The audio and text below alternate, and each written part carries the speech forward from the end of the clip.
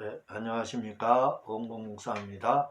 오늘도 저와 함께 네마 성경 공부를 시작하도록 하겠습니다.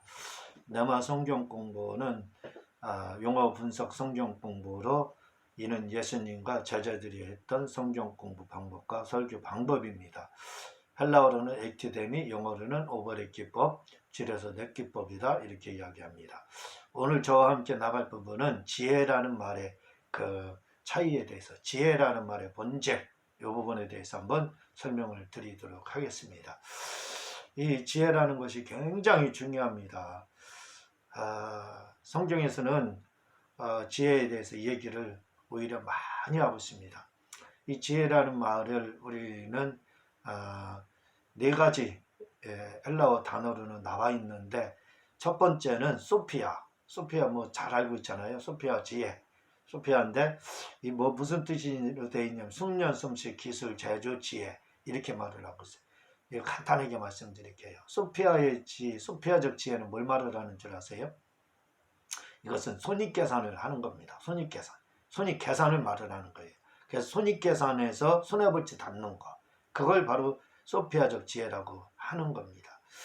그래서 손익계산에서 만약에 손해볼 것 같으면 우리가 어떻게 신앙생활을 계산하면서 하느냐 이렇게 하는데, 계산하지 않기 때문에 성도들이 사납고 무리하고 버릇없고 그렇게 욕먹고 하는 겁니다. 만약에 계산해봐요.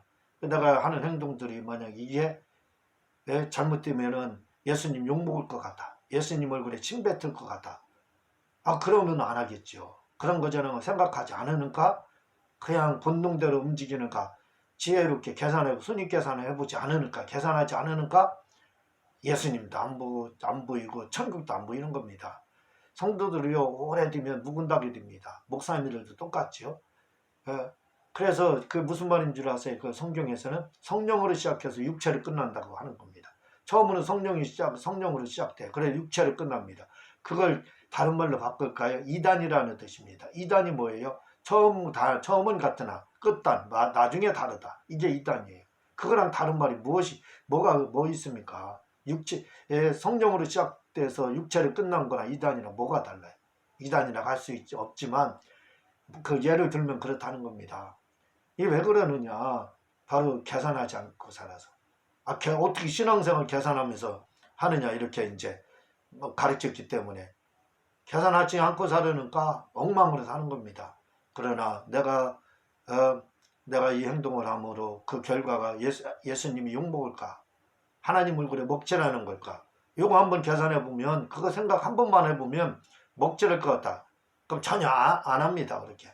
그리고 예수 안 믿는 이유가 뭔지 아세요? 계산하지 않으니까. 만약에 계산해봐요. 내가 예수 안 믿으면 어떻게 될까? 지옥 간다는 결론이 나오죠. 그럼 예수님 믿어요.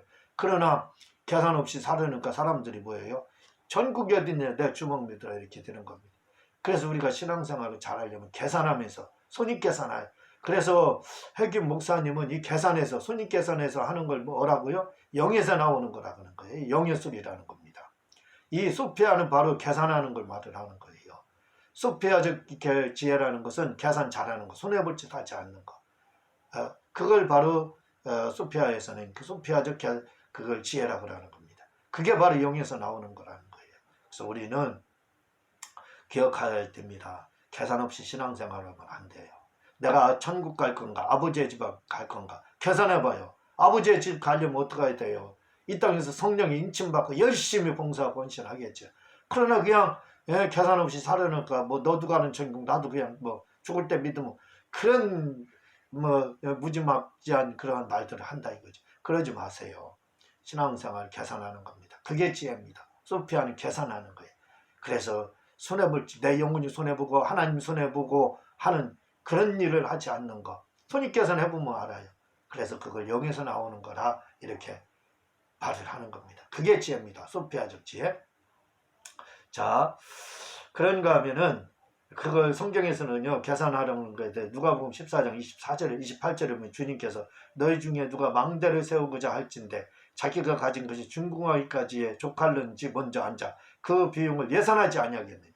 예산, 계산, 푸세비주라고 되어 있습니다. 헬라어로 계산하다라고 되어 있어요. 집 질 때 계산 않고 짓는 사람이 누가 있느냐는 겁니다. 계산해보라는 거예요. 집도 계산하면서 살 건데 짓는데 하물며 하나님의 일을 하는 사람이 그거 계산하지 않고 신앙생활하는 사람이 계산하지 않고 신앙생활하면 되겠느냐 이거예요. 누가복음 14장 31절에 보면 또 어느 임금이 다른 임금과 싸우러 갈 때 먼저 앉아 1만으로서 저 2만을 가지고 오는 자를 대적할 수 있을까 헤아리지 아니하겠느냐. 전쟁에서 저 2만이 우리 10,000명이라면 그걸 계산하고 대처하지 않겠느냐 이거예요. 헤아리지 계산하지 않겠느냐. 이게 소피아입니다. 소피아. 주님은 이렇게 계산하면서 살려고 했는데 왜 우리는 계산하면 신앙생활을 하는 걸 가지고 해서 매도합니까? 주님을 매도하는 거예요. 성경을 매도하는 거예요. 주님은 이렇게 계산하고 예산하라고 했는데 왜 우리는 그걸 계산하고 신앙생활하는 걸 저주합니까? 매도합니까? 아니에요. 소피아적 지혜는 바로 이렇게 주님과 같이 예산하고 헤아리는 이 계산을 하는 것이 바로 소피아적 지혜를 가지는 거예요. 소피아적 지혜를 가지시기를 바랍니다. 그건 계산을 하는 걸 말을 하는 겁니다. 두 번째로요. 또 이 지혜라는 푸르니무스라는 게 있습니다. 그게 뭐냐면 마태복음 10장 16절에 보라 내가 너희를 보냄이 양을 이리 가운데 보낸과 같도다. 그러므로 너희는 뱀같이 지혜롭고 비둘기같이 순결하라. 이렇게 마태복음 10장 16절에 주님이 제자들 파송하면서 이렇게 말합니다. 뱀같이 지혜로워라 이렇게 이야기를 하고 있어요. 뱀같이 지혜로워라고. 왜 이런 말씀을 했냐면 고대 이스라엘의 이게 속담이라는 겁니다. 이스라엘의 속담. 그래서 고대 이스라엘에서 이 근동 지역에서는 이게 속담이었는데 왜 그랬냐 뱀의 지혜의 상징을 여겼다는 거예요. 뱀은 지혜의 상징을 여겼다는 겁니다. 그래서 주님도 뱀처럼 뱀이 나쁜 짓도 했지요. 저짓게도 했지요. 아담과 그렇지만 주님은 또한 뱀을 그렇게 아담과 이브를 속일 수까지 있었던 그건 배워야 된다는 거예요. 영악하지만 이게 영악하다, 간교하다, 교활하다, 영리하다 이렇게 이 지혜를 뱀 같은 지혜를 이렇게 해석을 합니다. 영리하다는 말이에요. 영리하다 이거예요. 좀 영리하게 살으라는 거예요. 뱀같이 지혜롭고 이게 거대 근동에서는 뱀은 지혜의 상징이었고 당시에 속담이었습니다. 오직하면 이런 속담이 나왔겠어요. 뱀처럼 좀 뱀이 어려움을 처할 때 능수능란하게 죽을 길에 잘 빠져나간다는 겁니다. 바로 그런 지혜가 필요하다는 거예요. 우리에게. 그걸 푸르니모스. 아주 슬기로운 신중한 사려 깊은 지혜로운 그런 뜻을 가지고 있습니다.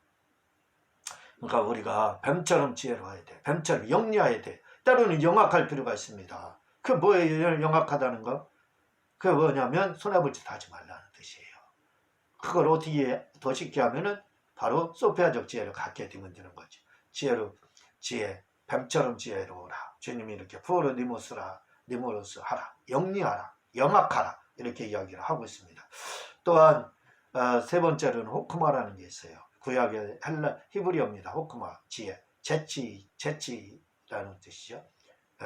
재치 있게 행동하는 그걸 호크마, 이렇게 지혜다 이렇게 말합니다. 이 호크마 이게 뭔지 아세요?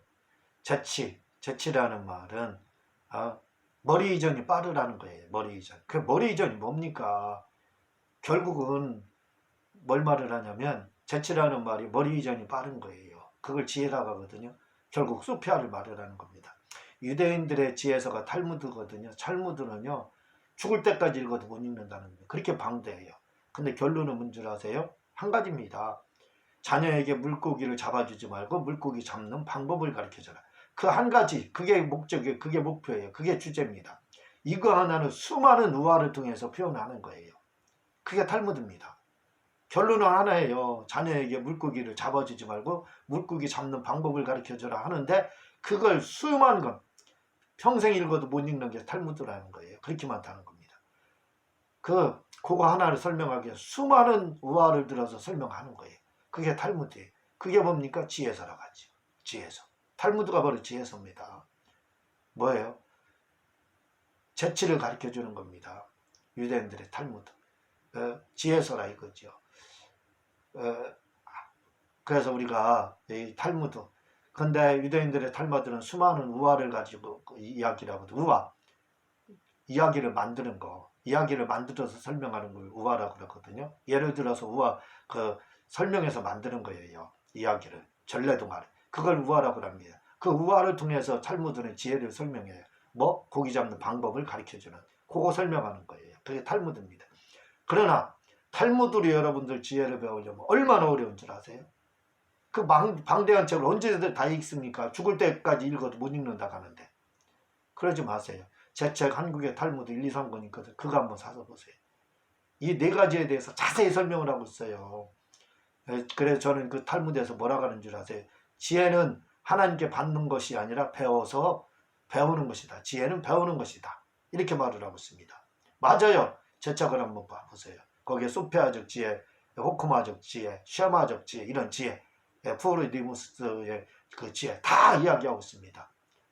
한번 그거 봐보세요. 자세한 설명이 나옵니다. 어떻게 지혜를 갖는지 한번 그거 사서 봐보세요. 자, 네 번째로는 셔마라는 게 있습니다. 셔마라는 말이 뭐냐면 들으라 이스라엘아. 신명기 6장 4절에 있죠. 들으라 이스라엘아. 이게 자녀교육이죠. 이스라엘 자녀교육 방법입니다. 듣는 것이 바로 지혜라는 거예요. 우리는 말하는 게 지혜는 줄 알고 말 많이 하잖아요. 아니라는 겁니다. 지혜, 듣는 것이 지혜라는 거예요. 이스라엘 사람들은. 들으라 이스라엘아. 셔마가 바로 지혜라는 말로도 돼 있어요. 지혜라는 말이 셔마로 돼 있고 그래서 셔마가 뭐예요? 들으라. 듣는 것이 바로 지혜라 이거죠. 그래서 여러분 지혜를 가지시기 바랍니다. 뭐예요? 소피아죠. 계산. 스님께서 빨리 하라 이거죠. 그리고 푸르니모스. 영리하라 이겁니다. 영악하라 이거예요. 때로는. 그리고 셋째로 또 호크마적 지혜. 지혜치. 머리 이전이 빠른 거. 다 뭐예요? 소피아를 받으라고 있어요. 영악한 거 그거 뱀처럼 지혜로운 거 그거 뭐예요? 푸르니모스. 그것도 결국 뭐예요? 소피아를 말하라고 했어요. 머리를 손님께서 빨리 하라 그 말입니다. 하나로 다 마무리 짓고 있죠. 샤마 들으면서 뭐예요? 소피아적 지혜 계산하라는 거예요. 손해볼 짓 하지 말라는 거예요. 사기치나 않지나 그거 계산한 그러면서 들으면서 다 뭐예요? 소피아로 다 갑니다. 결국 귀걸이 뭐예요? 제가 말씀드렸죠. 모든 탈무드 방대하지만 주제는 한 가지. 아이에게 자녀에게 고기를 잡아주지 말고 고기 잡는 방법을 가르치자. 이 한 가지를 말하잖아요. 지혜라는 말이 이렇게 소피아, 푸르니무스, 호코마, 샤마 많아요. 그 외에 몇 가지 더 있습니다. 다 뭘 말을 하는 줄 아세요? 한 가지로 갑니다. 뭐? 소피아적 지혜. 계산하며 살라 이거예요. 좀 머리 쓰면서 계산하며 신앙생활 마이너스 플러스 손익 계산하며 그래서 영적인 사람들이라 그 계산하는 게 바로 지혜다. 그거 하나로 다 귀결되는 거. 그걸 알 수 있습니다. 그거 하나. 제 책의 탈무드에 이 내용이 아주 잘 나와 있어요. 좀 보고 여러분들 좀 예수님 얼굴에 먹칠하지 말고 지혜로운 신앙생활 하시기 바랍니다. 자, 지혜에 대한 유대인들의 격언을 보게 되면요. 뭐라고 말하냐면 최고의 지혜, 유대인들은 최고의 지혜를 모르는 줄 아세요? 친절이라는 겁니다. 친절한 사람은 지혜롭다는 거예요. 그렇지요. 여러분들 친절한 사람은 벌써 알고 상대방을 알기 때문에 친절한 거예요. 상대방은 어떻게 알고 대처를 하는 사람이 친절한 사람이에요. 우리나라 서울 사람들은 얼마나 무례하고 사업하는 사람들이 불친절한 줄 아세요? 제가 깜짝 놀랐습니다. 대전에서 30년 살다 올라와서 깜짝 놀랐어요. 세상에. 이렇게 불친절한 사람들이 있나. 그래도 장사가 잘 돼. 왜? 서울에 사람이 많기 때문에. 그래서 불친절한 겁니다. 그러나 유대인들은 중국 사람들은 뭐라고 그래요? 친절하지 말 것 같으면 장사하지 마라. 이런 말이 있어요. 사업하지 말라. 친절하지 않을 것 같으면 사업 좀 하지 말라는 거예요. 유대인들은 뭐라고요? 최고의 지혜는 친절한 거다. 지혜로운 사람은 바로 친절한 사람입니다. 친절한 사람은 지혜로워요. 벌써 상대방이 어떻게 나올 거 알고 계산하고 소피아적 계산했기 때문에 친절한 겁니다. 그래서 여러분이 진단해 보세요. 내가 친절한 사람인가? 그럼 지혜로운 사람이야. 내가 지금 싸납고 무례하고 버릇없는 사람인가? 불친절한 사람인가? 생각해 보세요. 불친절하고 싸납고 무섭다. 그런 사람. 틀림없어요. 지혜롭지 못한 사람입니다. 그리고 유대인들은 뭐라고 하는 줄 아세요? 친절한 만큼 지혜로운 사람으로 성장한다. 친절한 것만큼 지혜로운 사람으로 성장하게 된다는 거예요. 이렇게 지혜를 강조해요. 최고의 지혜는 친절이라고 하고 친절한 만큼 지혜로운 사람이 되어간다는 거예요. 그리고 가장 지혜로운 사람은 선을 행하는 사람이다. 이렇게 말합니다. 최고의 지혜는 친절이라고 하고, 또 지혜로운 사람은 뭐예요? 그런 사람은 선을 행하는 사람. 그렇게 말합니다. 가장 지혜로운 사람은 선을 행하는 사람이다. 이렇게 말해요. 유대인들은 지혜를 얼마나 강조하는, 오직하면 탈무드, 평생 이거 읽어도 읽지 못할 정도의 방대한 책을 썼겠습니까? 예? 여러분, 그렇게 그 책 다 읽고 언제 지혜로울 수 있어요? 그러지 마시고 저 책 탈무드를 사서 구입하시면 여러분들 지혜가 뭔지, 어떻게 하면 지혜가 있는지 금방 알 수 있어요. 오늘은 지혜에 대해서 이렇게 말씀을 드렸습니다. 그리고 제가 기독교 방송 설교를 준비하고 있으니까 여러분들 그 선교헌금을 좀 해주시기를 부탁을 드립니다. 고맙습니다.